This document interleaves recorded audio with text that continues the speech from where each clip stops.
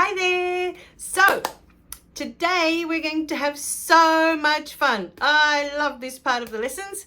Today we are going to learn how to draw the terrible clefs. What? Yes, the treble clefs. And I call them the terrible clefs because if you don't learn how to do them in the steps that I'm going to show you in the next few videos, you'll find that they're really tricky to draw, and that's why I call them the terrible clefs. Also, it helps us to remember their name because treble isn't a word that we use very often. So giving it the name terrible clef that's so close helps you to remember that their real name is the treble clefs. So I'm going to see you at my desk and we're going to draw them. You'll start with the little snail shell. Okay, we're going to do them together.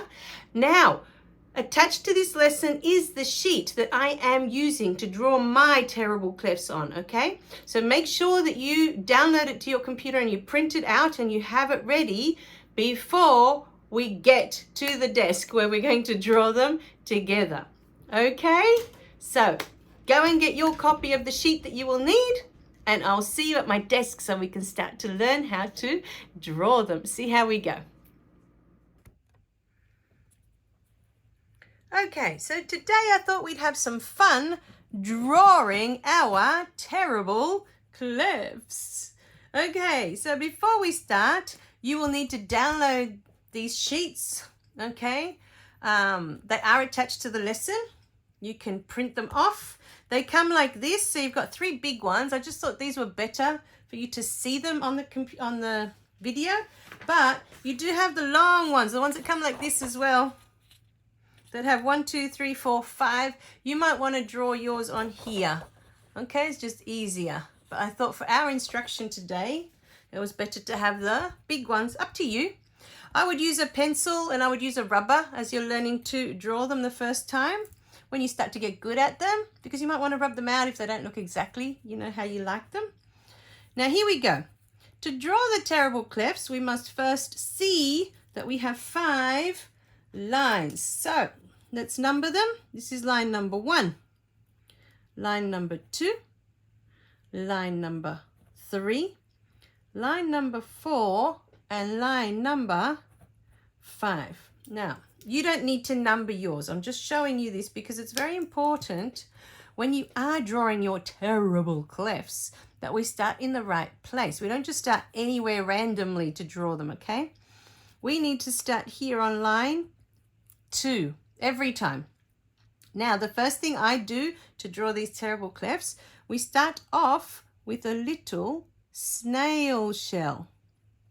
And the snail shell will look like that. So to do that, we start on line 2 there. We go up to the middle line and down to the bottom line, and we stop on that middle line behind like that. So it's almost like you're trying to make a little snail shell. See what I've done? You go out and you make it a little bit wider. So start on line 2, go up to the middle line, down to the bottom line, and then across to there. So do a whole line of these because this is how the terrible clef starts. On line 2, up to the middle line, down to the bottom line, and then you want to stop there. We're just doing the little snail shells. We're doing step 1. I call this step 1.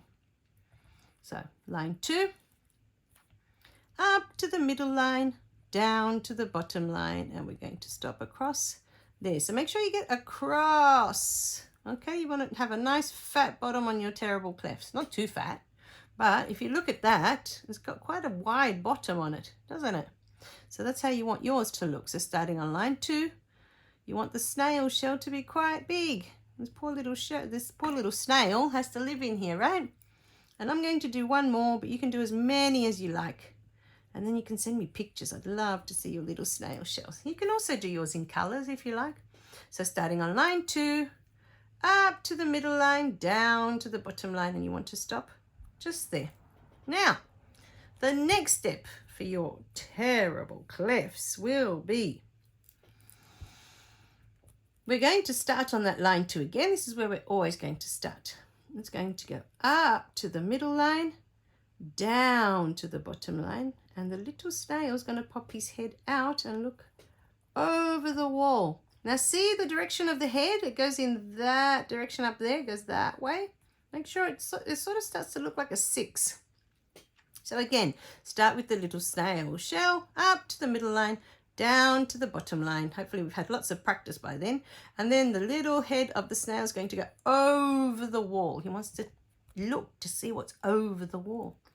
So I'm just going to do 2 more of those from line 2 up to the middle line, down to the bottom line. And he wants to pop his head over the wall. Okay. And we'll do 1 more. So second line, up to the middle line, down to the bottom line. Nice fat shell.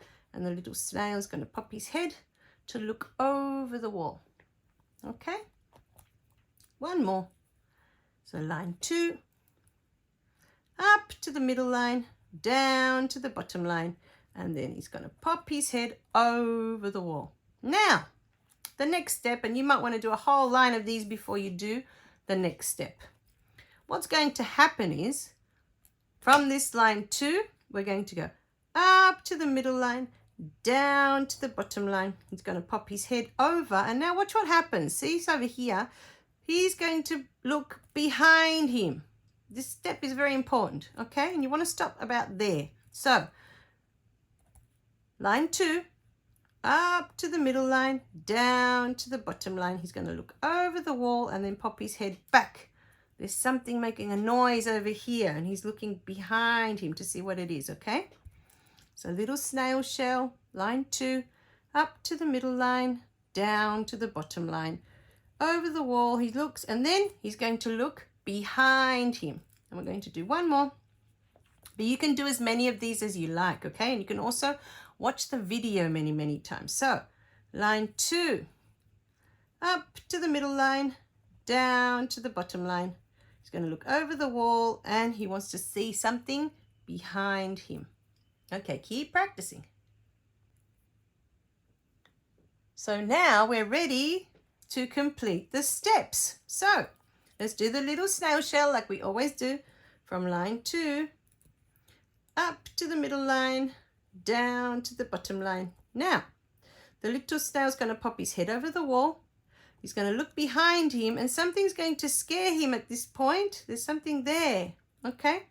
And he's going to come straight back down and bury his head in the ground, just like that, straight down the middle. So again, from line 2, up to the middle line, down to the bottom line. He's going to look over the wall. Something's going to scare him and he's going to come straight down the middle and bury his head in the ground.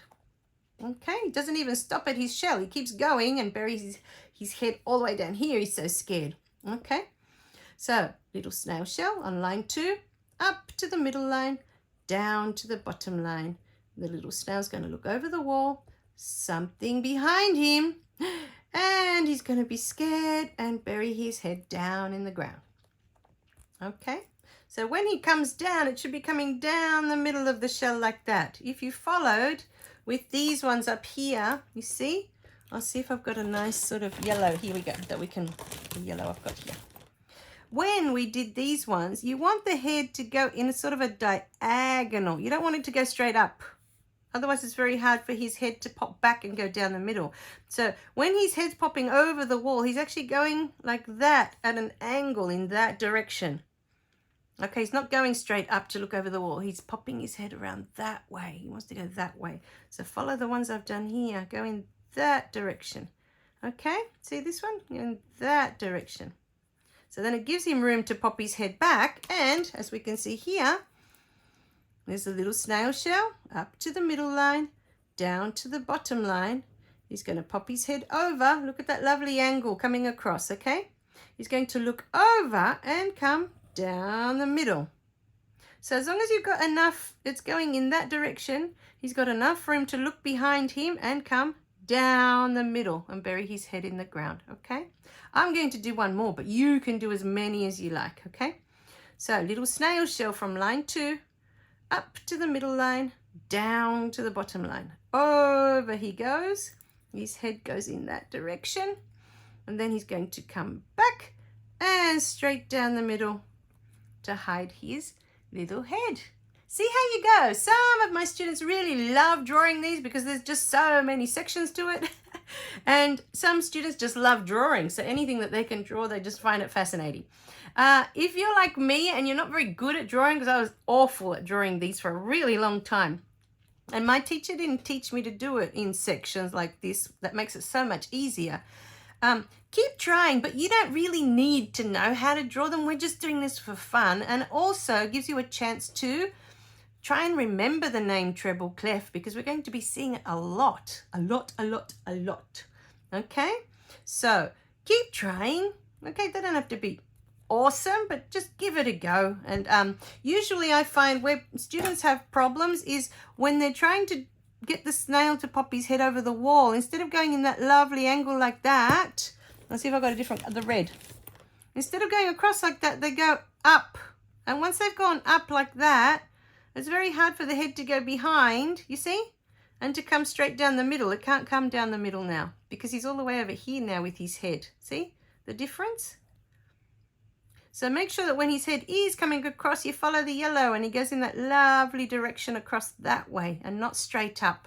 As he comes here, not straight up, because if you go straight up, you can't come down the middle, you see? You're stuck here. You need to be all the way over here. When he's, remember, snails are quite shy. They come out very slowly. So he's coming out very slowly, very gently in this direction over here. Okay? Being very careful, very cautious. And when he gets there, something scares him. He looks behind him and then whoosh, he's going to bury his head down in the ground. Have fun. Let me know how you go. I'd love to see your pictures of your beautiful treble clefs when you're finished, okay? Okay, so how did you go with your terrible clefs? Were they everything you imagined they were going to be? Now, when I was young, I was terrible at drawing treble clefs. I was really bad at drawing, period. But drawing the terrible clefs was just next level, and I was just awful at them. I couldn't get them to look anything like a terrible clef or a treble clef or anything to do with a clef. So my poor terrible clefs were shocking.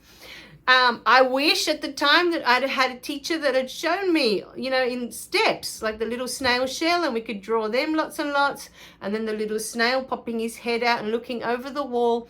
And maybe I wouldn't have had such a hard time, because the only times my terrible clefs looked half decent was when I was actually just tracing them on the sheets, because some books came with terrible clefs that you could trace, but they still didn't teach you in steps how to do them the way I do them now with students. So as long as you followed carefully, your terrible clefs should be amazing. Keep practicing, okay? So even if they're not really, really great, you know, you're like me, not very good at drawing, at least they'll look something like a treble clef at the end of it.